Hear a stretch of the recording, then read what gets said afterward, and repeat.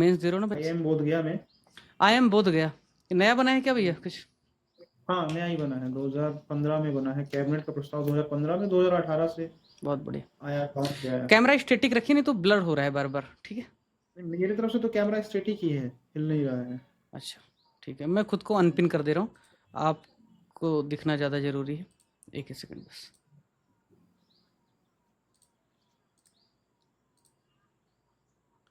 Full क्यों नहीं हो रहा है? ठीक है चलो, जितना है उतने से काम चला लो। ये अपने जितने स्टूडेंट्स हैं भाई, ये सभी स्टूडेंट्स बीपीएससी मेंस लिख रहे हैं। तो अ, एक छोटा सा ग्रुप है, मैंने उनको एस्से पढ़ाने के लिए बोला था, तो जो एस्से हम करवा रहे हैं भगीरथ में या अग्नि परीक्षा में, ऐसे कुछ एस्से हमने कराए 2-3, लेकिन इनका जो मुहावरे वाला एस्से है और जो फिलोसॉफिकल वाला एस्से, वो नहीं करवा पाया हूँ। शेड्यूल में डाला हुआ था, लेकिन मैं इस बात के लिए क्षमा चाहता हूँ कि करवा नहीं पाया। तो चाहो तो किसी दिन बैठ जाओ, हम दोनों जिस टॉपिक पे इम्पोर्टेंट लगेगा तो हम दोनों ही आपस में डिस्कस करेंगे और इन लोगों को लाइव ले लेंगे, तो इससे इनको थोड़ा सा अप्रोच पता चल जाएगा किस तरीके से फिलोसॉफिकल, और चूँकि आपने यूपीएससी भी दिया है, बीपीएससी के हिसाब से आप टॉपर भी हैं, तो आपको ज़्यादा समझता है मुहावरे वाले हिस्से में। फिलोसॉफिकल में हम दोनों बैठ जाएंगे। तो एक तो पहला मेरा रिक्वेस्ट है, ये आप स्वीकार कीजिए और इसे जल्दी कीजिए, क्योंकि अभी एग्ज़ाम 25 तारीख से, ठीक? तो चाहो तो कल शनिवार है, परसों रविवार है, कल एक इससे कर लो, परसों एक इससे कर लो। बाकी फॉर्मल बातचीत हम बाद में करें, लेकिन ये एक काम कर लो, क्योंकि मुझे बहुत गिल्ट हो रहा है। मैंने प्रॉमिस किया था और मैं कर नहीं पाया हूँ, ठीक है? जो भी कारण है। अब औपचारिक रूप से शुरुआत करें तो सीधी सी बात है, इन लोगों को मैं बोलूँगा कि ये अपने अपने सवाल रखें, लेकिन बहुत हैफाजर्ड ना हो जाए, इसलिए थोड़ा मैं एक मॉडरेटर का काम कर रहा हूँ। सबसे पहले तो 25 तारीख से मेंस इनकी है। अभी बहुत नॉलेज या बहुत कॉम्प्रिहेंसिव प्लानिंग वगैरह की तो बात नहीं हो सकती, बट आपका जो स्मार्टनेस है, जितना मुझे समझता है कि बहुत ऐसे 20 घंटे आप पढ़ने वाले मुझसे नहीं रहे। यूपीएससी में अच्छा करने के बाद फिर बीपीएससी में आपको एग्ज़ाम देना पड़ा, तो ऐसा भी नहीं कि आप कोर बीपीएससी वाले थे। सही कह रहा हूँ ना मैं? तो कोर बीपीएससी वाले नहीं थे, कोर तो यूपीएससी वाले थे, लेकिन बीपीएससी दिया, उधर अच्छा रैंक आ गया, इंटरव्यू में थोड़े और मार्क्स मिलते तो टॉप 10 में हो जाते। लेकिन अब मुझे बताइए कि अभी जो 20 दिन बचे हैं, इनफैक्ट 19 दिन जो बचे हैं, इसमें ऐसा क्या करें ये लोग, कम से कम 15% 20% मार्क्स तो इनके बढ़ ही जाए। एक तो ये पहला एजेंडा। दूसरा, फिर सब्जेक्ट वाइज अगर कुछ स्पेसिफिक आप इनको सलाह दे सको। जैसे एक अभी क्वेश्चन बहुत अच्छा आया कि जीएस 3 जो हमने भगीरथ में पढ़ाया, वहाँ से इकोनॉमी इन लोगों का कवर हुआ।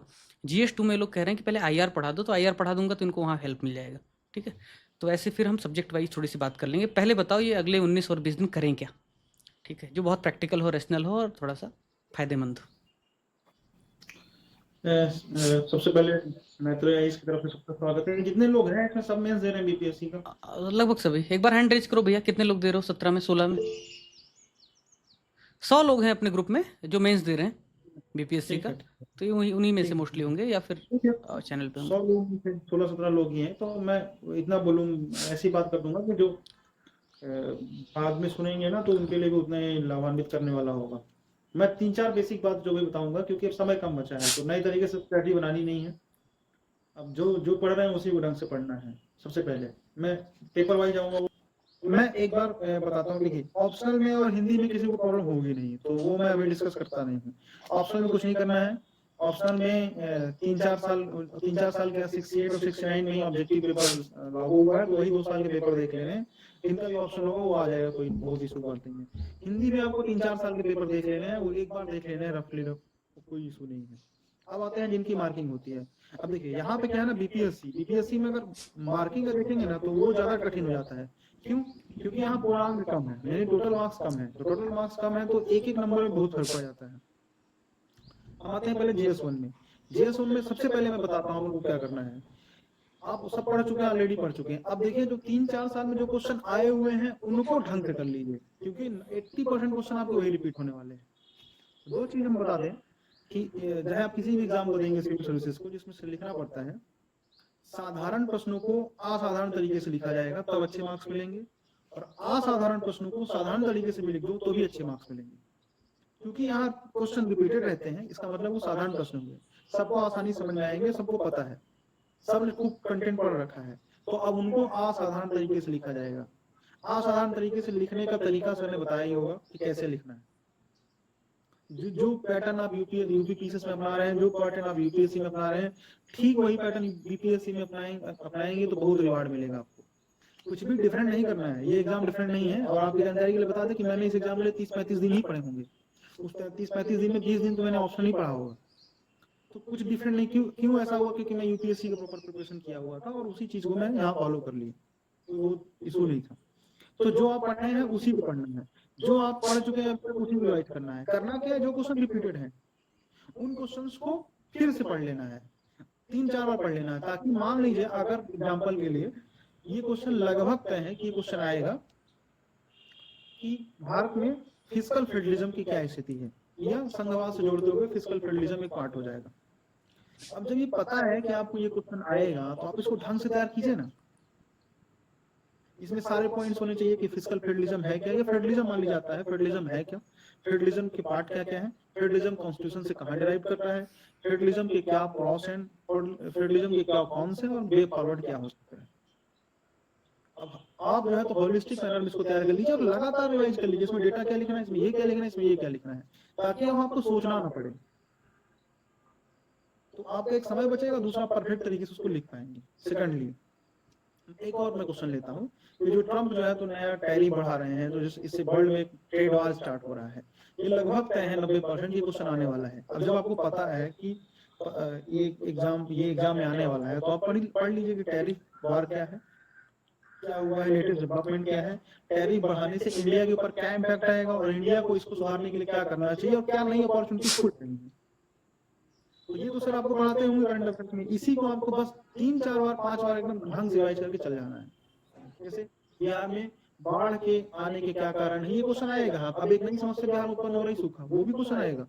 तो ये क्वेश्चन जो आपको पता है कि आने ही है, उनको ढंग से तैयार कर लेना। ये पता होगा आप लोग कि कौन से क्वेश्चन आने हैं। अच्छा, डीआई एक महत्वपूर्ण फैक्टर है। डीआई को क्या कीजिएगा कि डीआई को सॉल्व करने का बेस्ट तरीका है कि जहां से जितना डीआई मिले, क्योंकि इसमें आउटपुट अच्छा है। आपको सर पढ़ाए होंगे इकोनॉमी में आईसीओआर, इंक्रीमेंटल कैपिटल आउटपुट रेशियो। इसका सीधा सा मतलब ये है कि कितना इनपुट देते हैं उसमें कितना आउटपुट आ रहा है। तो इसमें क्या है, इसमें इतना थोड़ा सा इनपुट देने से 72 आउट ऑफ 72 मिलने वाला है। जैसे मुझे 70 आउट ऑफ 72 मिला, इनपुट तो बहुत कम है लेकिन आउटपुट बहुत ज्यादा है इसका। तो ये आप करिए। Let's come to paper second, जो कि जिसमें polity, science and tech, geography और ये इन्वायरमेंट के कुछ क्वेश्चन और इकोनॉमिक्स कुछ क्वेश्चन पूछता है। ये सब सर पढ़ाए हुए हैं, आपको वही चीजें पढ़नी है। बस जो क्वेश्चन एग्जाम में आने वाला है उसको ढंग से पढ़ लेना, उसको लगातार रिपीट करके चले जाना है। और जब वो क्वेश्चन दिखे ना तो उसमें बस वही कि मत चूके चौहान वाली स्थिति हो, तो बाहर कर देना है। 38 नंबर के पास मेहनत हो, 23-24 नंबर वाली स्थिति रहनी चाहिए। अब आप लोग से मैं कह रहा हूँ, कुछ भी स्पेसिफिक क्वेश्चन है, आप एकदम खुले हैं, कुछ भी सहज हैं, आप कुछ भी पूछ सकते हैं, कोई आपके पास हंसेगा नहीं। मैं तो बिल्कुल नहीं हंसूंगा, बल्कि अप्रिशिएट ही करूंगा। आप पूछ जाइए। ये डीआई वाला थोड़ा सा और स्पेसिफाई कर दो, मुझे बड़ा वैसे सुनने में ही अच्छा लगा कि कितना 72 का आता है आपने बताया? 72 का उसमें आपके 70 थे, हाँ, आपके 70 थे, तो 70 कैसे लाए 72 में, पहले यही बता दो। ठीक है, मैं इसको ज्यादा देखिए, इसमें क्या लिखना है कि बेसिक मैथमेटिक्स होता है, इसमें कैलकुलेटर भी अलाउ रहता है। मुझे लगता है सिविल सर्विसेज का इकलौता एग्जाम होगा जहाँ कैलकुलेटर भी अलाउ है। कैलकुलेटर भी अलाउ होता है। अब सोचिए, मैं आपको बताता हूँ कि कितना अनरिज्ड था मैं इस एग्जाम से, कि जब प्रीलिम्स का एग्जाम देके आया मैं, जब तक मेंस का रिजल्ट, प्रीलिम्स का रिजल्ट नहीं निकला, उस बार 67 में सिर्फ 40 दिन का ही मेंस और प्रीलिम्स के एग्जाम के मध्य और रिजल्ट के मध्य एक टाइम मिला था। प्रीलिम्स के एग्जाम के जस्ट 3 महीने बाद मेंस ले लिया गया था। तो मुझे प्रीलिम्स का रिजल्ट निकलने तक ये नहीं पता था कि कैलकुलेटर अलाउ होता है। इसका मतलब आप सोचिए कि कितना मैं जानता था उस एग्जाम के बारे में। लेकिन चूंकि आइडिया था कि डीआई कैसे सॉल्व करना है। बेसिक मैथमेटिक्स होता है percentage, profit loss, average, anything combination होता है। जबकि एक चीज आप बच्चों को ये भी बता दो, इससे उनको कॉन्फिडेंस ज्यादा आएगा। आप दिल्ली यूनिवर्सिटी से पढ़े, हिंदू कॉलेज से, और आपका ह्यूमैनिटी रहा ना बैकग्राउंड, आप मैथमेटिक्स के बैकग्राउंड के नहीं थे। तो अमरजीत भाई हिंदू कॉलेज में ह्यूमैनिटी पढ़ रहे थे, उसके बावजूद इनका 70 नंबर है 72 में। तो आप लोग थोड़ा भी फोकस करोगे और थोड़ी वो बैकग्राउंड प्रिपरेशन होगी तो 72 का 72 भी ला सकते हो, उसमें क्या। जी हाँ, ये सबको बता दे रहा हूँ मैं कि बैकग्राउंड को बाहर मत बनाइएगा, क्योंकि बेसिक मैथमेटिक्स चाहिए। इसमें बैकग्राउंड मत कह रहे हो, उसका इंजीनियरिंग बैकग्राउंड है, उसका ये बैकग्राउंड है, उसका वो बैकग्राउंड है, सब एकदम लेवल प्लेइंग फील्ड में ही है। आपसे परसेंटेज आपने भी पढ़ा होगा, वो भी पढ़ा होगा, प्रॉफिट लॉस आप भी पढ़ रहे हैं, वो भी पढ़ रहे हैं। अगर नहीं पढ़ रहे हैं तो देखिए, अगर प्रॉफिट लॉस में आपका बेसिक फंडामेंटल नहीं क्लियर है तो कंपटीशन में तो आप पीछे हैं ही, कोई नई बात थोड़ी है। तो बिल्कुल बैकग्राउंड आने नहीं आएगा डीआई बनाते समय। डीआई में आपको सावधानी क्या बरतनी है, जैसे मेरे जस्ट बगल में जो लड़का बैठा हुआ था, वो जब डीआई बना रहा था तो मैं उसको समझ गया कि डीआई गलत बना रहा है। तो उसके बगल में जो लड़का बैठा हुआ था वो थोड़ा सा नैतिक था, मतलब मैं अपनी बात कर रहा हूँ तो मैंने उसको इशारा कर दिया कि तुम गलत बना रहे हो। उसने गलती क्या की, भूल जल्दबाजी किया। पहली बात, उसने वो वाला डीआई उठा लिया जिसमें डेटा सही से दिख नहीं रहा था। फॉर एग्जाम्पल, अगर मान लो वेन डायग्राम है तो उसमें अगर डेटा सही से नहीं बता रहा कि 15% है तो आप उसको मत सॉल्व कीजिए, यानी वही डीआई सॉल्व कीजिए जिसमें डेटा एकदम क्लियर दिख रहा है। दूसरा, एक डीआई आया था 67 पीपीएससी में, उसमें क्या पूछा था, उसमें कहा कि आप इस सब्जेक्ट में 80 नंबर पाए हैं, इस सब्जेक्ट के 80% मार्क्स प्राप्त किए, इस सब्जेक्ट में आप 90% मार्क्स प्राप्त किए हैं। उसने बोला 80, 90% ऊपर लिखा था, सब लोगों ने सोच लिया कि 80 नंबर है, 90 नंबर। उस बेसिक में सॉल्व किया और सारा क्वेश्चन गलत हो गया। तो आप क्वेश्चन को पढ़ लीजिए सब ढंग से, क्वेश्चन पढ़ लेंगे, आप थोड़ा बहुत प्रैक्टिस किए होंगे, आप डीआई गलत नहीं करेंगे। डीआई को आप शुरू में भी बना सकते हैं और लास्ट में बना सकते हैं। मेरा सुझाव है कि शुरू में बनाइए ताकि आपके दिमाग से बर्डन ना रहे, और शुरू में थोड़ा माइंड भी फ्रेश रहता है। तो मैथमेटिक्स में अच्छा रहता है कि फ्रेश माइंड सॉल्व किया जाए, ज्यादा अच्छा है। मेरे ख्याल से मैंने, और अब जो भी आपके इससे रिलेटेड क्वेश्चन हो सकता है। सर आपने टाइम कितना लिया था दोनों डीआई सॉल्व करने में? तो डीआई का मुझे लगता है कि 40-45 मिनट, 50 मिनट भी लग गया होगा। ठीक है सर, मेरा 40 मिनट में हो तो जाता, बट सर थोड़ा लंबा खींचा था कभी कभी, क्योंकि मैं बहुत ज्यादा स्टेप लिखता हूँ और मैं देखता हूँ जो टॉपर होता है उतना स्टेप लिखते ही नहीं है। उतने ये समझ में क्या, आता है। देखिए डीआई का एक प्लस पॉइंट ये है कि उसमें स्टेप मार्किंग होती है। ये प्लस पॉइंट है। इसमें क्या कीजिएगा ना कि जैसे स्टेप तो आपको लिखने पड़ेंगे, स्टेप मार्किंग होती है तो आपको सारे स्टेप लिखने पड़ेंगे, लेकिन इसका प्लस पॉइंट ये है कि अगर आपका आंसर गलत भी रहा तो भी आपको मार्क्स मिल जाएंगे।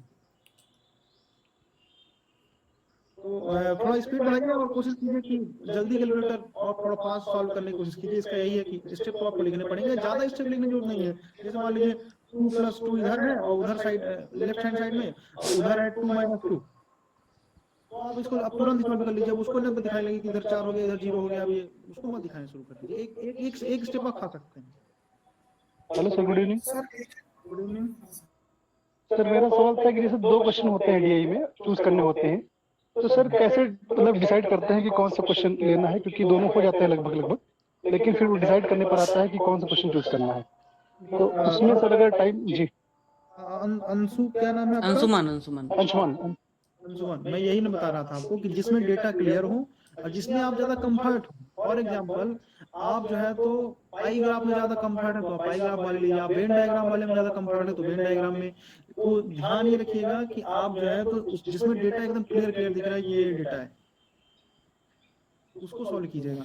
विश्वास मानिए, अगर आप ढंग से क्वेश्चन को पढ़ लीजिएगा सावधानी से कि अगर 1000 में पूछ रहा, परसेंटेज में पूछा, ऊपर जो जानकारी लिखी रहती है ना छोटी छोटी, वो ही बहुत महत्वपूर्ण होती है।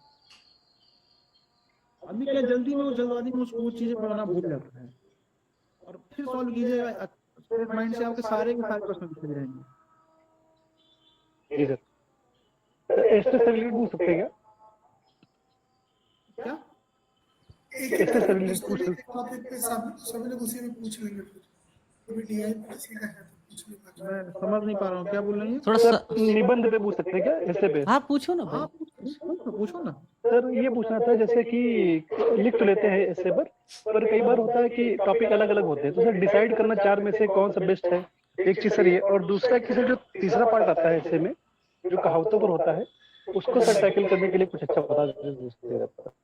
देखिए अंशुमान, एक बात बताएं, आप कोई भी ऐसे ले लीजिए ना जिसमें आप बहुत अच्छे ऐसे लिखे हैं, आप लिखिए, उसमें से आधा एक पेज लिखने के बाद लगेगा ना कि यार वो वाला ले लेते ज्यादा अच्छा था। ये बेसिक साइकोलॉजी है। मैं यूपीएससी में फील किया हूँ ये बात, यूपीएससी में भी फील किया हूँ, और ये बात बीपीएससी में भी है। यार निबंध के बारे में भाई, मतलब जितनी अपनी अंडरस्टैंडिंग उस हिसाब से मैं एक सलाह देता हूँ। इस पे बात करेंगे ही। कल और परसों समय निकालो, एक दिन कहावत वाला, मुहावरा वाला, और एक दिन फिलोसॉफिकल निबंध पे हम लोग थोड़ा अप्रोच डिस्कस कर लेंगे, हो सकता है कुछ उनको हेल्प मिल पाए। ये लिख लेता हूँ, निबंध का चयन कैसे करें। एक्चुअली क्या हुआ भाई कि 2022 में यूपीएससी में मैंने जो निबंध लिखा पहला कि पोएट्स आर दी अनरिकॉग्नाइज्ड या नॉट एक्नॉलेज्ड, कुछ ऐसे, non acknowledged legislator of the world, ऐसा कुछ आया था। अब 10 में से आप देखते तो एक लोगों ने ही शायद इस निबंध पे अटेम्प्ट किया होता है, ऐसा निबंध था। यानी कि पहली चीज़ तो है कि एक बहुत ऐसे कॉम्प्लेक्स, बहुत टफ या बहुत अनप्रेसिडेंटेड निबंध होता है, और एक बहुत सीधा सीधा, जैसे कि गाय पे निबंध आ गया, मतलब मजाक कर रहा हूँ, बट भारत और चीन के बीच चुनौतियाँ और संभावनाएं, भारतीय विदेश नीति चुनौती और संभावनाएं, एक इस टाइप का निबंध है। दूसरा निबंध है कि बढ़ते ट्रेड वार तथा डी ग्लोबलाइजेशन की भी के भारत के लिए निहितार्थ है ना, इस तरीके से निबंध आ गया। तो डीग्लोबलाइजेशन और टैरिफ वार में भारत के लिए क्या निहितार्थ हैं, थोड़ा सा एप्लीकेशन और टफ हो गया। लेकिन भारतीय विदेश नीति चुनौती और संभावना में हर बच्चा लिखेगा, क्लास 10th का भी लिखेगा। अब इसके फायदे नुकसान कैसे हैं, जैसे अंशुमान ने पूछा कि चयन कैसे करें, कौन सा निबंध लिखना है या नहीं लिखना है। तो जितनी मेरी समझ है, लगता है अगर आप भाषा में बहुत शानदार और आपकी समझ निबंध की बहुत अच्छी है, आप एवरेज निबंध भारतीय विदेश नीति चुनौती और संभावनाएं लिख के आएंगे, आप कभी भी एक्सेल नहीं कर पाएंगे, औरों से ज़्यादा नंबर ला नहीं पाएंगे, कभी नहीं ला पाएंगे। क्यों? तुम कितना भी अच्छा करोगे, ऐसा कुछ नहीं है जो बाकियों ने नहीं लिखा होगा। एवरेज मार्किंग होती है, और आप अच्छा भी लिखोगे ध्यान ही नहीं जाएगा एग्जामिनर का। आपको चुनाव करना है उस टॉपिक का जो अधिकतर लोग नहीं लिखेंगे। लेकिन अब उसका रिस्क ऐसे है कि अगर ऐसे टॉपिक का चुनाव आपने कर लिया जो अधिकतर लोगों ने लिखा ही नहीं, और कहीं आप उस टॉपिक को ही नहीं समझ पाए और आपने जस्टिस नहीं कर पाए, कि मैजिक नहीं कर पाए उसमें, तो लेने के देने पड़ जाएंगे। तो पहला काम तो ये करो कि शुरुआत में एक ठीक ठाक समय, इसमें 1-2 मिनट, 3 मिनट, 4 मिनट, 5 मिनट भी ले लो, समय जितना है उसके हिसाब से निबंध का चयन करो। जिस टॉपिक पे आपको बिल्कुल लग रहा है कि हाँ बस धुआं धुआं कर दोगे, आप सोच लो, थोड़ा सा ब्रेनस्टॉर्मिंग कर लो। जिस टॉपिक पे आपकी पकड़ मजबूत है, जैसे मान लो मैं फिलोसॉफिकल निबंध भाई बहुत प्रेफर करता हूँ, बहुत ज़्यादा पसंद करता हूँ, तो फिलोसॉफिकल निबंध पे ज़्यादा लिखूंगा। कुछ लोग होंगे जिनकी अमूर्त निबंध मजबूती नहीं होगी, उसमें बहुत अच्छा उनका पकड़ नहीं होगा, तो वो थोड़े से जीएस वाले मूर्त किस्म के जो निबंध हैं उनको चुन ले। अंत में आपकी मजबूती क्या है, आप कितना स्ट्रांग फील करते हैं किसमें, आप कैसे जस्टिस कर पाएंगे, भाषा शैली कैसी अच्छी है। अगर साहित्यिक और फिलोसॉफिकल आप लिख सकते हैं तो उस तरफ जाइए, अदरवाइज पर सेफ साइड रहिए, ताकि नुकसान ना हो, एवरेज मार्क्स आपको मिल जाएं। तो चयन के लिए 2 आधार, 3 आधार। पहला, आपकी मजबूती क्या है, आपको उस पर्टिकुलर टॉपिक में कितनी समझ है, और क्या उसमें आप जस्टिस कर पाएंगे। ठीक, कुछ ऐड ऑन करना हो तो करो, ये एक आधार हो सकता है। नहीं, यही सर एक और प्रॉब्लम, बोलो। सर एक और प्रॉब्लम आ रही थी, जैसे सर ऐसे लिख रहे हैं तो इंट्रो सर थोड़ा सा लंबा हो जा रहा है, करीब 1.5 पेज पर चला जा रहा है, तो उसको सर कैसे थोड़ा ब्रीफ कर रहे हैं, या फिर क्या उस पर अप्रोच रहेगा इंट्रो पर? जी 1.5 पेज ठीक है, बल्कि और बढ़ाओ उसको, 2 से 2.5 पेज करो। ठीक है सर। है ना? सर इसमें वर्ड लिमिट का कोई इशू रहता है क्या? क्योंकि पेज ज्यादा हो जा रहा है, और टेस्ट वगैरह में आप लास्ट तक लिखिए तभी मार्किंग लोग कर रहे हैं। देखिए, मैं बताऊं आपको, बीपीएससी में क्या है कि कॉपी दिख जाती है, तो 2 पेज लिखने वाला 2.5 पेज जिसने लिखा है 38 नंबर के प्रश्न को, उसने 24 नंबर प्राप्त किया है, और जिसने 6 पेज उसी आंसर क्वेश्चन को लिखा है वो 13 नंबर पाया, 12 नंबर पाया है। ये डिपेंड करता है कि आप कितना प्रभावपूर्ण शैली में, कितना अच्छे से अपनी बात, अच्छा बड़े बड़े शब्द नहीं डालने हैं, बहुत कठिन कठिन शब्द नहीं डालने हैं, लच्छेदार भाषा प्रयोग करनी है जिसको पढ़ने में मजा आए। लेकिन बहुत भारी भारी आप शब्द मत इस्तेमाल कीजिएगा, क्योंकि टीचर बोर होगा। टीचर हम आप जैसे ही रहेगा जो हर समय सिर्फ ह्यूरिस्टिक प्रोसेसिंग में ही रहना चाहता है, ज्यादा दिमाग नहीं लगाना चाहता, और लगाना भी नहीं चाहिए। कुछ लोग तो बहुत जार्गन का इस्तेमाल करते हैं, वो सारा अपना साहित्य के ज्ञान और जितनी कविता जिंदगी में रटी सब उड़ेल देना चाहते हैं निबंध में। आप ऐसे लिखते समय बस ये सोचिएगा कि क्या मेरा भाई है, जो भी होगा, जो 6th या 7th क्लास में पढ़ रहा होगा, उसको ये बात समझ में आ जाएगी, उसे अच्छा लगेगा। अगर उससे अच्छा लगेगा ना, समझिए आप बहुत अच्छा ऐसे लिख रहे हैं। ऐसे आप लिखते समय ये सब जानते ही होंगे, सारे डायमेंशंस को फुलफिल करना है, सारी जो है तो सोल्यूशन देने हैं, क्योंकि ब्यूरोक्रेट क्या करता है, सोल्यूशन ओरिएंटेड होता है, समस्या नहीं गिनानी है, समाधान भी देना है। सर एक प्रॉब्लम आती है इंटरकनेक्शन में, जो जब पैरा चेंज करते हैं सर, इंटरकनेक्शन में थोड़ा प्रॉब्लम आती है सर, कनेक्ट करने में। सर उसको कैसे थोड़ा इन्वेस्ट करने की? बेसिक चीजें हैं, ये क्लास नहीं लिए क्या, एक सेशन इनका ले लीजिए आप ऐसे पे। अरे बहुत क्लास यार, 15 सेशन ऐसे का लिख चुका हूँ और अभी इवैल्यूएशन कर रहा हूँ। तुम अंशुमान एक भी सेशन देखे मेरा ऐसे का? हाँ सर देखा सर, एवरग्रीन रेवोल्यूशन सब देखा है और डीग्लोबलाइजेशन सब देखा है मैंने। हाँ, तो इवेल्युएशन किया है, तुम अपनी कॉपी मुझे शेयर किए हो, उस दिन लाइव इवेल्युएशन कर रहा था तो जी। क्यों नहीं आए? आप अंशुमान की लाइव कॉपी मुझे इवोल्यूशन। अंशुमान की कॉपी भेज दे रहा हूँ। जी एक कल कर लेते हैं फिर से एसए का सेशन, कल एसए का सेशन ही कर लेते हैं, ठीक है? आ जाओ सारे लोग बीपीएससी वाले, ठीक है। आ ओके जाओ। Sir, thank you. ये सर अभी क्योंकि वो आंसर दे दे रहा हूँ अंशुमान को। इंटरकनेक्शन का मतलब ये है कि जो उसके पहले पैराग्राफ का जो लास्ट लाइन है और उसके बाद जो पैराग्राफ स्टार्ट कर रहा है उसका फर्स्ट लाइन है, दोनों ये नहीं पता चलना चाहिए कि अलग अलग पैराग्राफ है। वो अलग अलग पैराग्राफ हो के भी लगना यही चाहिए कि बस जस्ट इसके बाद ही शुरू हुआ है। इसके लिए कुछ कनेक्टिंग वर्ड होते हैं, जैसे उल्लेखनीय है कि, ध्यातव्य है कि, ये सब ऐसे कनेक्टिंग वर्ड्स होते हैं जो जोड़ता है उस लाइन को। ये सब वर्ड आप याद कर लीजिए, ठीक है?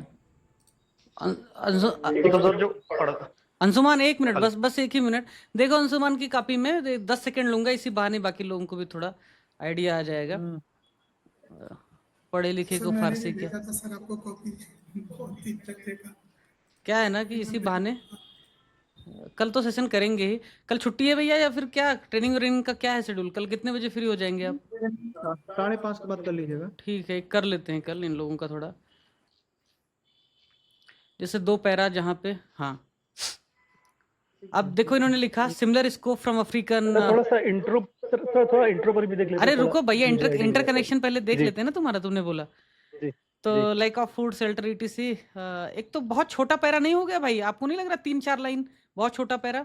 और फिर सिमिलर इसको यहाँ पे जब आपने सिमिलर लिखा तो दिख रहा है कि क्यों ऑफिसर, सिमिलर वाला तो ठीक है, इंटर कनेक्शन ठीक दिखा रहे हैं, लेकिन यहाँ पे स्टार्ट किया तो क्या है, थोड़ा सा अ, पढ़ना पड़ेगा फिर पढ़ना पड़ेगा, किस। पढ़ना अरे पड़ेगा। मलाला यूसुफजई का नाम क्यों ले रहे हो? ये बिल्कुल ऐसे एंटी इंडियन और इररिलेवेंट पर्सनालिटी है, जबरदस्ती पीआर इसका हुआ है।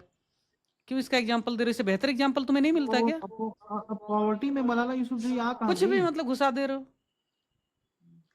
अरे पॉवर्टी में तो भरे एग्जाम्पल पड़े हुए हैं। और ये तुम नॉट जस्ट पॉलिटिकल, ये तुम इस तरीके से स्टार्ट कर रहे हो नए पैरा की, ये तरीका है?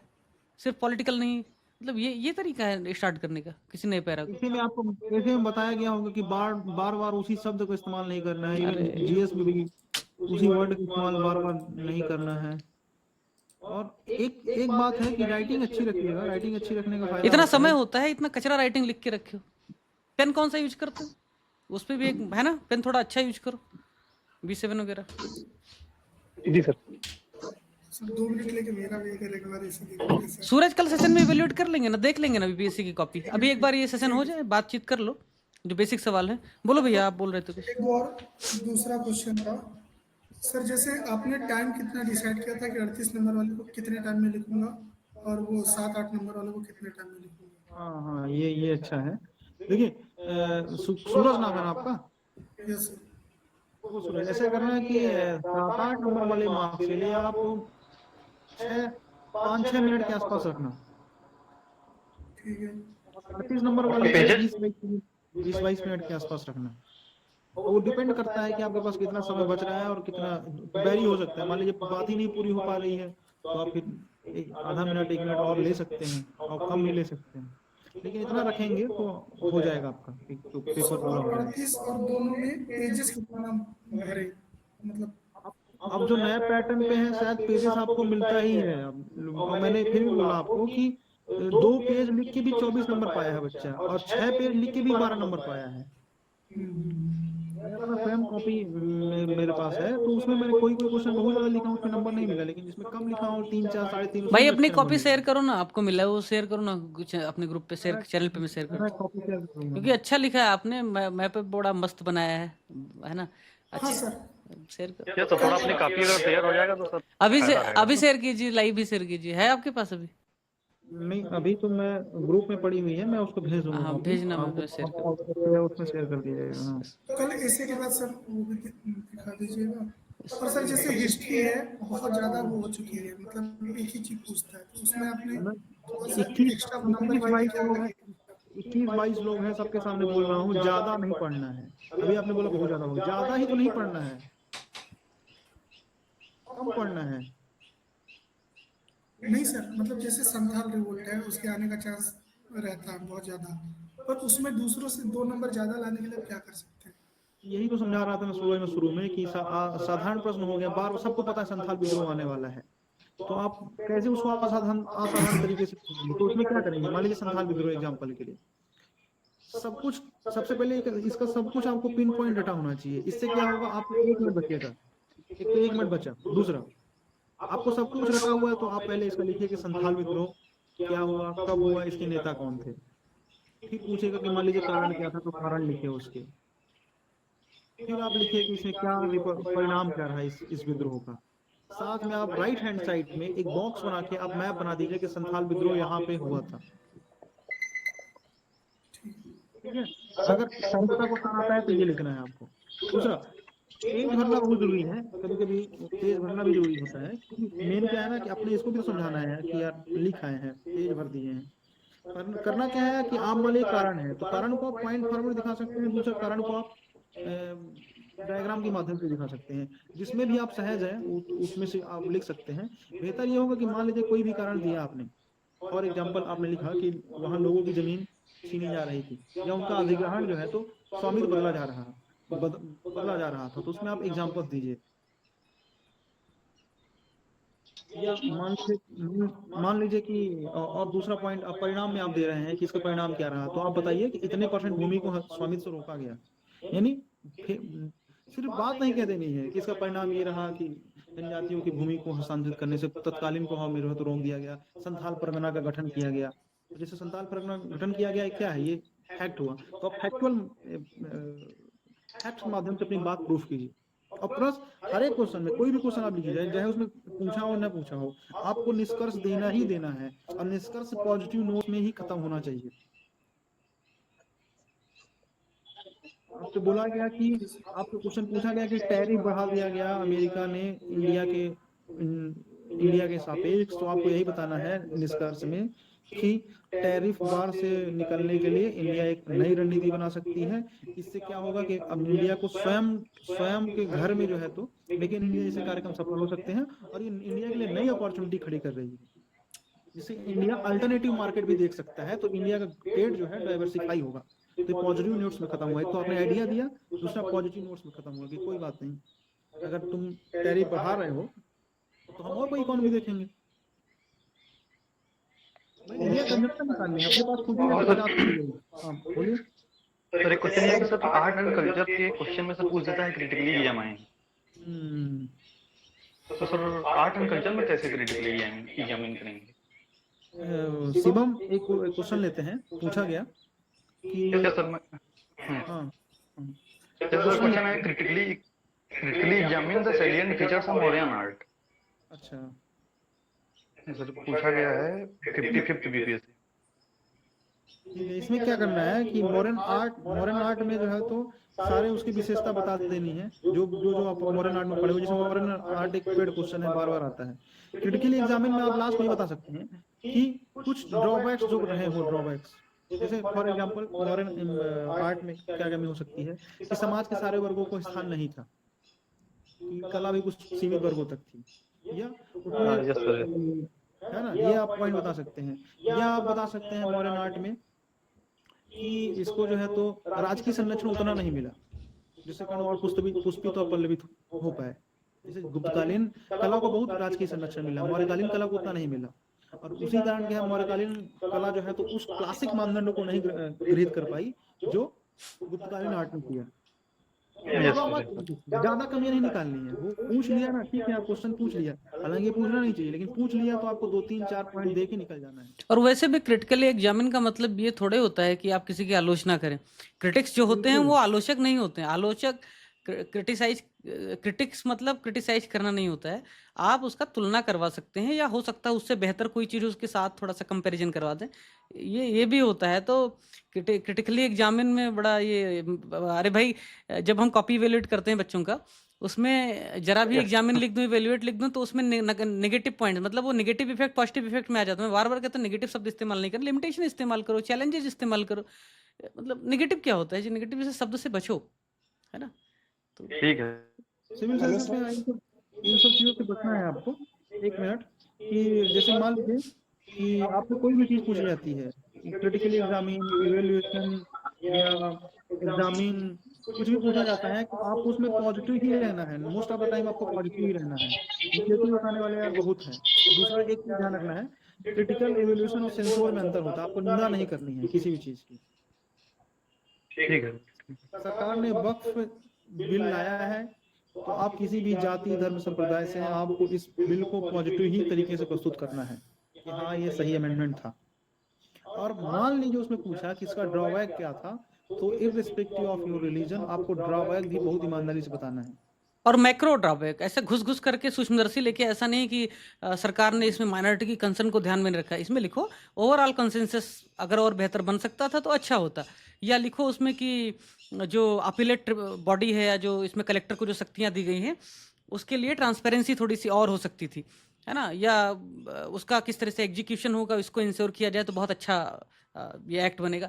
मतलब पॉलिसी के सपोर्ट में ही बात करनी है, बस थोड़ा सा हाँ ये भी होता तो बुराई नहीं करनी। Hello sir. हाँ बताइए। स्कंद, क्या नाम है? स्कंद। ठीक है, सर स्कंद। जीएस 2 थोड़ा बल्कि हो जाता है जीएस 1 की तुलना में, तो उसका टाइम मैनेजमेंट कैसे करें? क्योंकि अगर 6 मिनट भी देते हैं तो 15 6 का 90 और 20-25 सौ उधर ज्यादा ही हो जाता है। तो थोड़ी दिक्कत आ रही है। 1-2 क्वेश्चन 60 क्वेश्चन जैसे टेस्ट लिख रहे हैं तो ठोक जाते हैं। देखो टाइम का क्रंच रहता है तो उसको ऐसे ही मैनेज करना है कि आप कैसे टाइम को बांट लो कि इस क्वेश्चन में हमको इतने समय देना है, इस क्वेश्चन में आपको हम इतने समय देना है। एक बात ध्यान रखिएगा, जो लास्ट वाले प्रश्न रहेंगे ना, आप कितना मैनेज कर लीजिए, वो लास्ट वाले प्रश्न में आपको समय कम पड़ ही जाएगा। तो लास्ट वाले ऐसे प्रश्न रखो जो तुम्हें नहीं आता। इसके लिए एक छोटा सा जो हम लोगों ने किया कि भाई जो अपने को बहुत अच्छे से आता है उसको पहले लिख लो, जो नहीं आता जिसमें बोल बचन करना ही है, आपको कचरा करना ही है तो कचरा वहां करो जो सबसे गंदी जमीन हो आपके घर की, है ना। तो देखिए जो आपको नहीं आता उसमें 6 मिनट देने की आवश्यकता नहीं है, क्यों दोगे? क्योंकि आप 6 मिनट दे भी देंगे तो नंबर आपको कॉस्ट नहीं बेनिफिट मिलेगा। रेशियो होगा नहीं, तो सबसे लास्ट में कर लो उसको भाई। क्यों उसमें सारा दिमाग लगाओगे कैसे जूझना है, समय बचेगा इस। हाँ सर। सर एक हिस्ट्री से रिलेटेड क्वेश्चन था कि जैसे मान लीजिए किसी कोड से स्टार्ट करते हैं, जैसे किसी स्टोरी में कोड से स्टार्ट करते हैं, तो क्या ऐसे मोनोटोनी टाइप की हो जाती है? जैसे जो स्टार्टिंग का पार्ट रहता है उसमें 5 क्वेश्चन छोटे वाले रहते हैं और फिर 2 लॉन्ग क्वेश्चन, तो अगर इन सब में एक एक कोड यूज कर दिया जाए इंट्रो में तो ऐसा कोई दिक्कत नहीं आएगी ना कि सब मोनोटोनी एक ही जैसा लगेगा? बिल्कुल नहीं आएगी। देखिए क्या करना है, मैंने बताया ना कि एक ही प्रश्न है ना, उसमें वर्ड भी रिपीट नहीं करना है आपको। एक जगह आपने लिख लिया महत्वपूर्ण, तो दूसरी जगह लिखना है आपकी इसकी महत्ता। मतलब मैं कह रहा हूँ कि वर्ड भी रिपीट नहीं करना है, ताकि उसको ये नहीं लगना चाहिए कि वो वर्ड रिपीट हो रहा है। एक जगह धन्यवाद इस्तेमाल कर लिया तो अगली जगह आभार इस्तेमाल करना है। और सर जो 38 मार्कर वाला क्वेश्चन है उसमें सर मैंने सर की एक ऐसे की वीडियो देखी थी, तो उसमें देखा था कि डायमेंशन खोलना। तो जैसे मान लीजिए फेडरलिज्म पे पूछा है तो क्या ऐसा है कि मतलब कोई सा भी क्वेश्चन पूछे उसके 2-3 डायमेंशन लिख दिया जाए उसी से रिलेटेड, अगर वो एग्जैक्टली ना पता हो तो? एग्जाम्पल के लिए इसमें मैं समझ नहीं पा रहा हूँ। एग्जाम्पल जैसे जैसे जैसे मान लीजिए अभी आप फेडरलिज्म की बात कर रहे थे तो उसमें यूनिटरी फीचर क्या है और मतलब करंट ट्रेंड क्या है फेडरलिज्म का, या फिर सेंट्रल फीचर क्या है, इन तीनों को एक एक पेज में ऐसे डिवाइड कर लिया जाए, फिर इस हिसाब से मतलब कंटेंट भी हो जाएगा और पेज भी फिलअप हो जाएंगे। सबसे अच्छा, बिल्कुल सबसे अच्छा आंसर वही है जो टीचर को बहुत आसानी समझ में आ जाए। अगर आपसे पूछा गया कि मान लो यूनिटरी फीचर और फेडरल फीचर में अंतर पूछा है, तो बेस्ट रहता है कि आप कंपैरिजन करके दिखाओ। हारना नहीं है इन चीजों से, आप कंपैरिजन करो तो एकदम क्लियर होता है कि हाँ ये पॉइंट है, ये पॉइंट है। और सर सेकंड पेपर में ऐसा भी होता है कि अगर मान लीजिए एक पॉइंट लिख के जैसे रोल ऑफ गवर्नमेंट का लिख के और फिर उसको एक्सप्लेन किया जाए या एक दो एग्जाम्पल लिया जाए तो फिर टाइम क्रंच हो जाता है, लास्ट में पेपर खत्म ही नहीं होता। तो सर क्या ऐसे एक सिंगल हेडिंग डाल के छोड़ सकते हैं क्या? ये बात है, आदमी को लालच तो रहता है। जो क्वेश्चन जो आदमी गवर्नर वगैरह पूरा जीवन पढ़ता रहता है, रोज चर्चा में रहता है, दिन भर आदमी मास्टर वही पढ़ाता है तो उसको वही आता है। तो जो क्वेश्चन आता है उसको बहुत ज्यादा लिखने की आदत से बचना है, क्योंकि उसमें ना एक बार ध्यान दो, गवर्नर की शक्ति पे तुम कितना भी अच्छा लिख लो ना, नंबर ज्यादा वेरी नहीं करेगा, क्योंकि सब वही लिखेंगे। और सर एक बार आप ये ऐसे के लिए जो सर एक्स्ट्रा फैक्ट डालना है उसको थोड़ा इलैबोरेट करना है, जैसे आप बोले कि अलग तरीके से लिखना है आंसर को, मतलब क्या बढ़िया लिखना है उसको थोड़ा अलग से लिखना है, जो और सब लोग मतलब ना डालें ऐसा कुछ। देखो यही बात है। हम जब टीचर पढ़ते तो एक सर थे हमारे, वो कहा करते थे कि जिस भी क्वेश्चन में आपको ये लगा कि आप ही तो सही कर रहे हैं, बाकी सब गलत कर रहे हैं, समझ लो कि आप वहाँ गलती कर रहे हैं। प्रवेश तो अपने ऐसा अपने एक मित्र प्रवेश हैं, तो साथ में मेंस दे रहे थे ना पिछला वाला, तो वो आया चंद्रयान वाला सवाल, उनको लगा कि भाई फिजिक्स के वो मास्टर वगैरह पीएचडी होल्डर हैं, तो नेट जेआरएफ हैं, तो उन्होंने सबसे महान आंसर लिखा, बाद में मिला 60 नंबर। भाई सबसे कठिन सवाल में सबसे महान पॉइंट आप लिख के आ रहे हैं क्योंकि आपने कोई डॉक्टरेट किया है, आपने कोई जेआरएफ किया है, उससे कुछ होता होता नहीं है। आपको जो बोला अमरजीत सर ने भी कि जो सामान्य क्वेश्चन है जो सब कर सकते हैं तो उसमें एक्सेल करना है, और जो किसी को नहीं आता उसमें कचरा नहीं करना है, मतलब सबसे कम डैमेज करना है। तो आप ये सब कंपेरेटिव गेम है ना, अंत में आपको 20 में से अगर 10 बहुत अच्छे आंसर लिख दिए, 4 5 6 एवरेज लिख दिया और 3 4 कचरा कर दिया, तो भी आप टॉप कर जाएंगे। इनके प्रश्न का उत्तर यही है कि आपसे जो पूछा गया है आप उसको सही तरीके से लिखाइएगा। आप ये मत सोचिए कि मैं इसको बहुत अच्छा लिखूंगा। बहुत अच्छा कुछ नहीं जो होता, आपको बहुत आता अच्छा है, आंसर जो कुछ नहीं पूछा होता। है, जो पूछा है आप वो लिख के आइएगा ना, वो बहुत अच्छा आंसर होता है। यस यस यस, बार बार जो इवेल्युएशन होता है अपने यहाँ ना, तो इवेल्युएशन कौन लोग कर रहे हैं, आईएएस इंटरव्यू तो ये लोग कर रहे हैं, मतलब एक स्टैंडर्ड सेट किया है, तो उनको एक ही मैंडेट देता हूँ कि जो पूछा है, जो कोर डिमांड है क्वेश्चन का, अगर उसको हिट किया है किसी ने, उसको ठीक से लिखा है, तो उसको ज़्यादा नंबर मिलेगा, स्ट्रक्चर बनाया है तो ज़्यादा नंबर मिलेगा। बाकी किसी ने कितना भी महान पॉइंट लिख दिया है, महान वैलिडेशन, नंबर नहीं देने का। जो पूछा है अगर वो नहीं लिखा तो नंबर मत दो। तो सबसे अच्छा आंसर वही है जो क्वेश्चन का आंसर है। और सर आपने एक बार बताया था ऐसे में सर पैराग्राफ जब स्टार्ट करते हैं तो एक दो क्वेश्चन से शुरू कर सकते हैं, बहुत रिपीट करना सही रहेगा।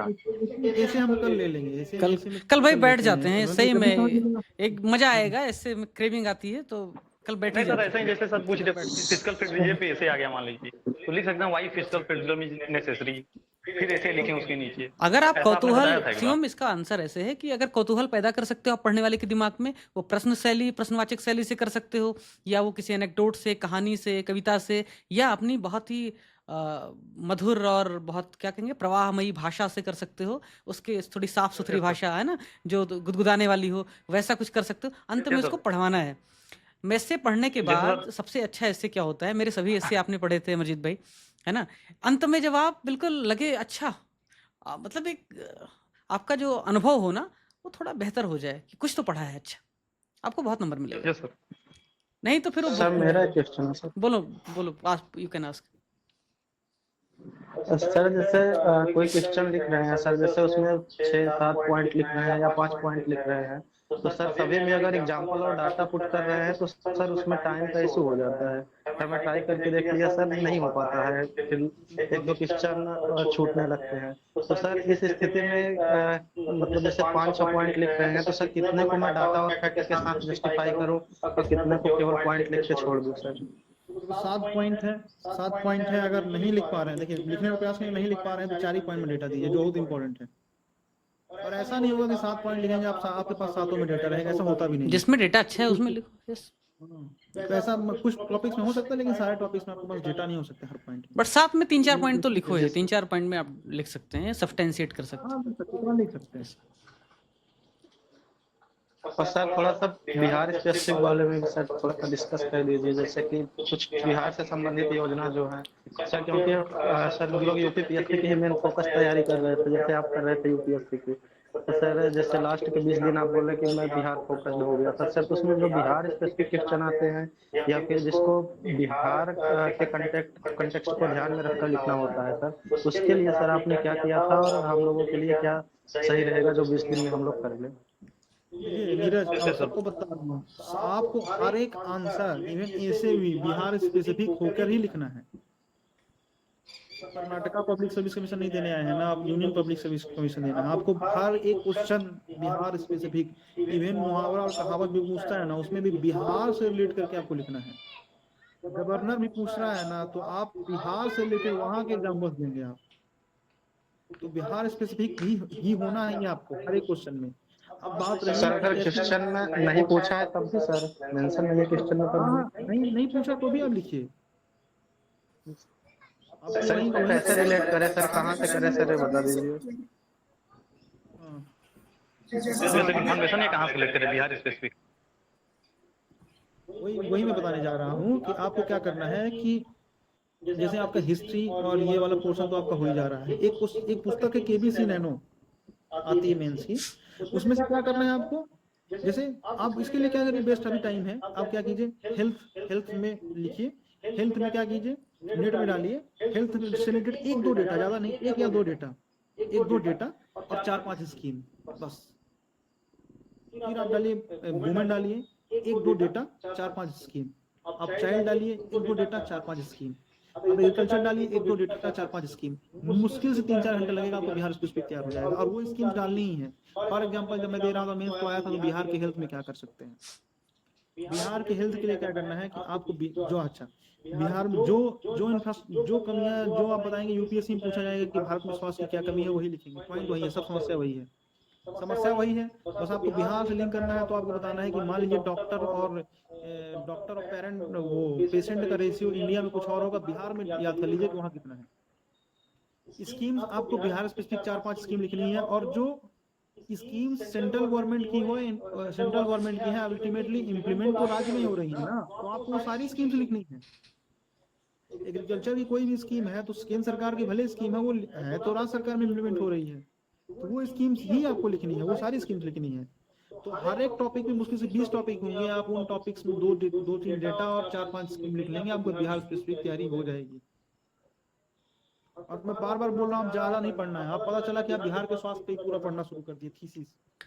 अरे भाई किसी इसमें जो लोग भगीरथ प्लस में होंगे उनको वो जो GS6 वाला जो कंटेंट है ना, उसमें हमने क्या किया है कि इंडिया का डेटा, जैसे मान लो आपने भी बहुत अच्छा बोला, IMR है, MMR है मान लो, तो उसमें एक तरफ इंडिया का डेटा है, फिर यूपी का डेटा है, और वो मैंने कुछ नहीं, हेल्थ मिनिस्ट्री की जो PDF था, कंटेंट था NFHS 5 से जिन्होंने निकाला, उसमें इंडिया का डेटा लिख दिया, यूपी का डेटा लिख दिया। आप वही कंटेंट यूज करो, और उसमें जहाँ पे यूपी का है गूगल करके वहाँ बिहार का डाल दो, इंडिया का एक तरफ है ही, आपको टॉपिक वाइज है पूरा। 3-4 घंटे लगेगा, थोड़ा मेहनत कर लीजिए, हो जाएगा। और क्या, सूरज टेंशन फ्री में हो तुम जाएंगे तो आप। हो ना, तुम ही कर लो, ऐसे दे दो सबको, कितना समय लगेगा, गूगल कर लो।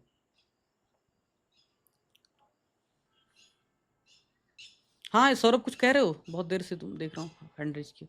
सौरभ जी बोलिए। हेलो, नमस्ते। नमस्कार, बोलो भाई। जी सर, एक्चुअली सर ये जानना था, जैसे जो लॉन्ग आंसर क्वेश्चन है उसमें सर कोई भी सर जो सराउंडिंग एरिया में, यानी कि कोई भी केस स्टडी है, उसको मैं लिख सकता हूँ लॉन्ग आंसर में, उसको मतलब केस स्टडी के नाम से लिखें, फिर केस स्टडी उसके बाद लिखें, फिर या ऐसे ही उसको डायग्राम वगैरह में अगर उसको। सौरभ, केस स्टडी लिखने का ज्यादा इसको होता नहीं, क्योंकि 38 नंबर का भी क्वेश्चन रहता है ना, तो उसमें मैंने बताया ना बिहार में स्टेट मार्किंग होती है।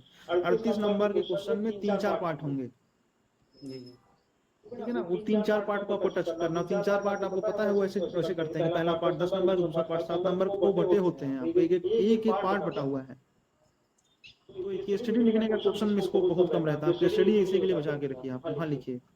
ये सर एक क्वेश्चन होता है कि सर जो पॉइंट वाइज जो फॉर्म में है, जैसे एक्चुअली में ज़्यादा से 80% अगर पॉइंट वाइज फॉर्म में या फ्लो चार्ट में लिखते हैं, 20% को अगर बाई पैराग्राफ में लिखते हैं, तो क्या सही रहेगा या फिर उसमें कुछ अमेंडमेंट करना चाहिए? सही रहेगा, पॉइंट वाइज ही लिखिए ज्यादातर। और देखिए, बर्तनीय शुद्धियां नहीं करना है लिखते समय, वो इरिटेट करता है। तो आप ये सब भी, मैं देखता हूँ कॉपी बच्चों को देखता हूँ, तो बर्तनीय शुद्धियां बहुत रहती है, इससे बचना है।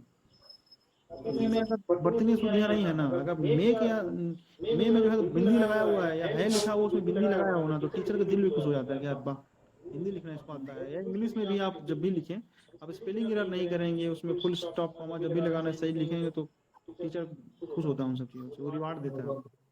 जी सर, नहीं एक्चुअली सर मैंने और सर बिहार से तो सर बिहार की जो सर कॉपियाँ देखी थी जो टॉपर्स थी, मतलब नाम तो नहीं लेना चाहेंगे, उनमें सर वो लोग जैसे कुछ लिखा है, जैसे हिंग लिखा है तो उसको हिंग की जगह हिंग लिखते हैं, उनको सही माना जाता है, नंबर भी सही मिले हैं, तो क्या मतलब लोगों का वहाँ की लोकल लैंग्वेज का इफेक्ट है, इस वजह से है, या हमें सही लिखना है? लोकल लैंग्वेज का ही इफेक्ट है, वो लोकल लैंग्वेज की कारण वो ही लोग ऐसा बड़ी होता की मात्रा की जगह छोटी की मात्रा यूज करते हैं, जबकि वो शब्द उनका गलत होता है। वो वही होता है ना कि बचपन से वो चीजें लगातार सीखते जाते हैं, फिर एक लेवल के बाद वो चेंज करना तो मुश्किल हो जाता है, वो उस कारण से हो जाता है। नहीं वही हमने सोचा सर शायद वो लोग यही समझते हो, तो उनकी कापियों से आप ये देखिए कि क्या प्लस पॉइंट निकाल सकते हैं, रादर देन उनकी कमियां निकालने से, क्योंकि उनका हो गया। यूपीएससी में हम तैयारी कर रहे तो उसका कॉपी निकाल के ये नहीं लिखा वो नहीं लिखा, उससे कोई फर्क नहीं पड़ेगा। जी जी थैंक यू सर। मतलब आप निकाल और सर सकते आपके हैं, अनुसार बिहार स्पेशल बहुत अच्छी बात है ये।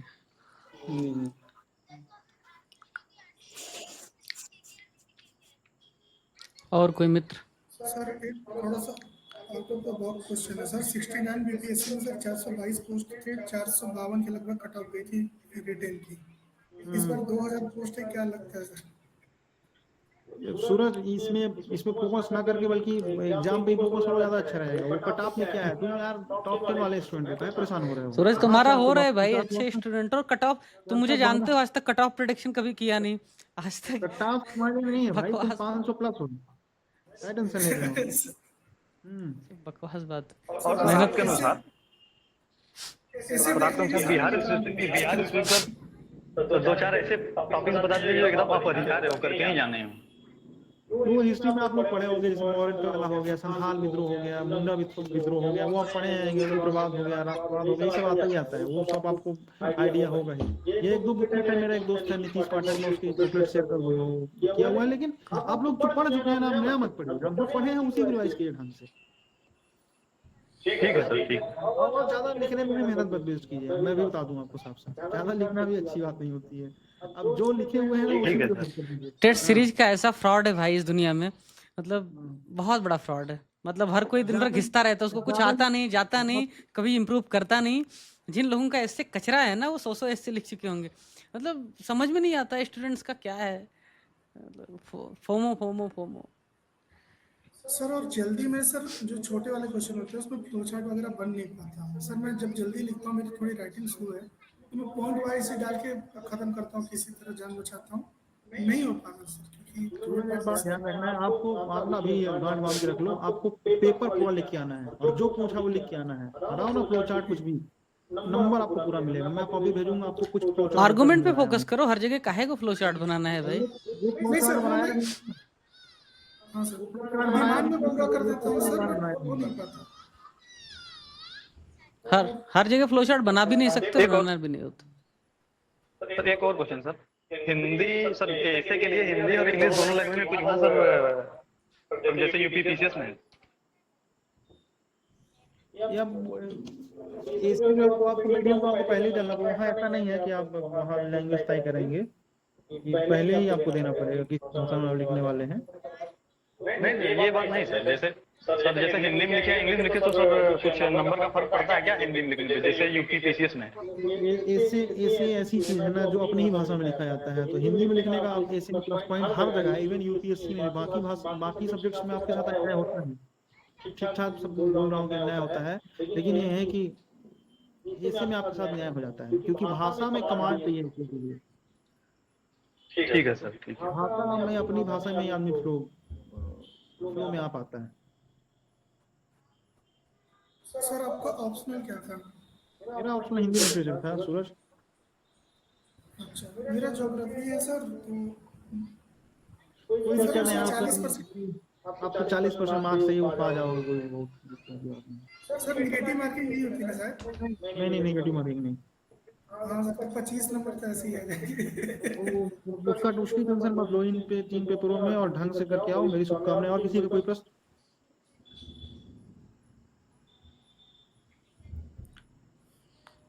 कल इससे एक कर लेते हैं, ठीक है? एक दिन फिलोसॉफिकल वाले पे अप्रोच थोड़ा सा मुकाबला टाइप का हो जाए। बहुत दिन हो गए आपसे मेरा मुकाबला भी नहीं हुआ है फिलोसॉफिकल निबंध में, ठीक है? तो वो भी हो जाएगा। और दूसरा एक दिन वो सब क्या है भाई, निबंध आया था, कुकुर क्या है सर, मुहावरा लोकोक्ति वाला, मुहावरा लोकोक्ति क्या, एक जवाब दे रहे थे क्या, कुकुर क्या, छछुंदर क्या सब आया था। कुकुर घर का गन्ना नहीं वो नहीं, कुछ और आया था, खतरनाक था।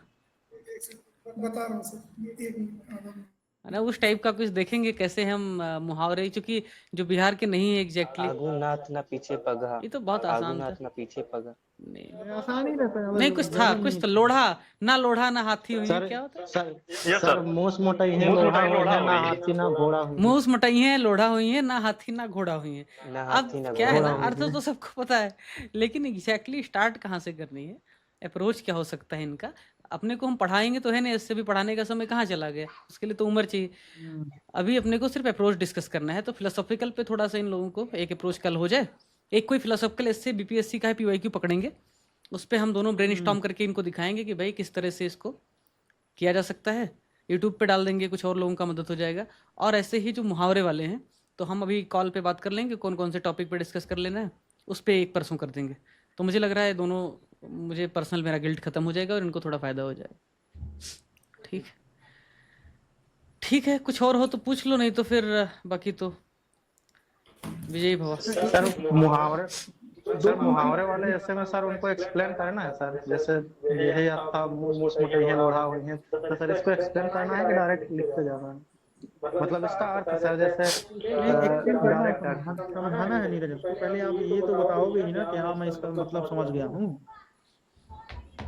आधा समस्या तो मतलब समझने में ही रहता है, उसको ये भाई समझा कि नहीं समझा, फेंक रहा है। तो ये बताओ ना कि समझ गया हूँ मैं, तो फिर वो मानेगा तुम हाँ लेजिटिमेट हो गए तुम आंसर लिखने के लिए। फिर वो तुम्हारी वैधता चेक करेगा कि हाँ वैध है कि नहीं है। हाँ, कहीं वो पता लगे चेन्नई वाला आया है और लपेट रहा है।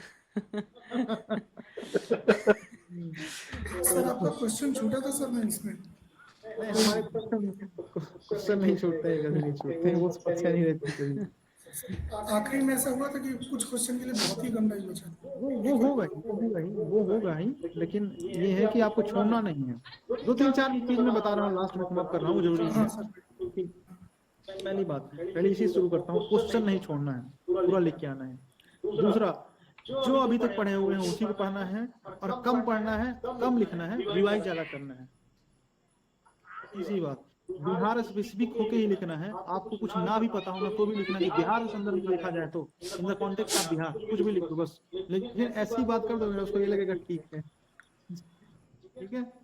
चौथा, कोई भी सोल्यूशन देना है बिहार स्पेसिफिक होके देना है, और देखना है कि वो सोल्यूशन लास्ट में जब लिखोगे तो वो आइडिया देता हो, एक विजन देता हो।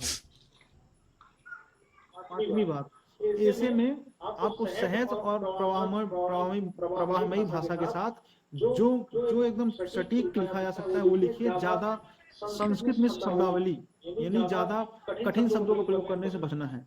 जितना आप कम लिखाएंगे ना, जितना आप कम सॉल्व करेंगे, उतने अच्छे रिवार्ड मिलेंगे आपको नंबर के रूप में। छठवीं बात, जो क्वेश्चन बार बार रिपीट हो रहे हैं बीपीएससी में, उन क्वेश्चन को बहुत अच्छे तरीके से कीजिएगा, क्योंकि साधारण प्रश्नों को आपको असाधारण तरीके से लिखना है। असाधारण से ये मतलब ये नहीं है कि आप कुछ उसमें नया कर दें, एकदम शेर का चित्र बना दें और शेर के चित्र में बीच में पॉइंट लिखना शुरू कर दें।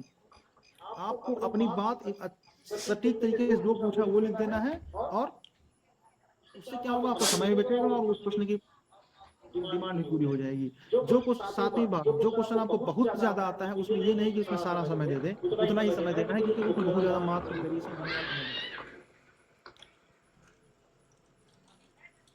हो गया। That's it.